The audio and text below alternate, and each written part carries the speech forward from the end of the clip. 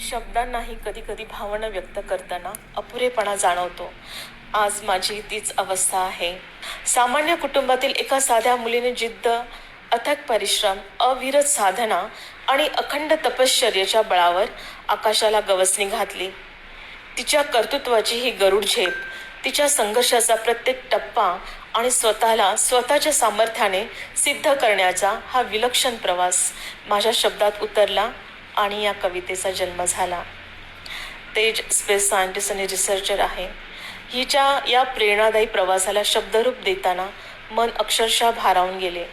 ही कविता तिच्यासमोर सादर करण्याची मनस्वी इच्छा मी सीमाताईंकडे व्यक्त केली होती. माझ्या त्या भावनेचा मान राखत त्यांनी अत्यंत प्रेमाने, आत्मीयतेने माझी ही इच्छा पूर्ण केली. हा क्षण माझ्यासाठी आयुष्यभर जपून ठेवावा असा अमूल्य ठेवा आहे. या प्रेमासाठी, या जिव्हाळ्यासाठी, या आपुलकीसाठी आणि माझ्या भावनांचा इतका सुंदर सन्मान केल्याबद्दल मी सीमाताईंची सदैव ऋणी राहीन. मनपूर्वक धन्यवाद सीमाताई.